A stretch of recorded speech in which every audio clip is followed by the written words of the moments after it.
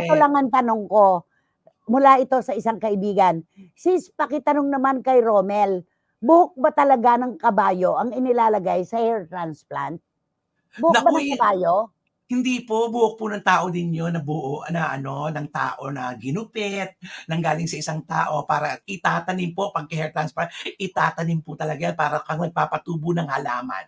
Oo. Ako hindi Gano'n. ako naniniwala nagpa-hair transplant siya, mataas pa rin kasi yung hairline, eh. Kasi Yes. kung ako si Gerald at papasok na rin lang ako sa isang operasyon para sa kanyang buhok, palalagyan ko na 'tong harapan. 'Di ba, palalagyan Yes. ko na yung harapan para hindi Mm. mataas ang kanyang hairline. Hindi naman, eh, lumabong lang, eh, kumbaga sa halaman, yumabong lamang, kumapal, Kumapal, 'di ba?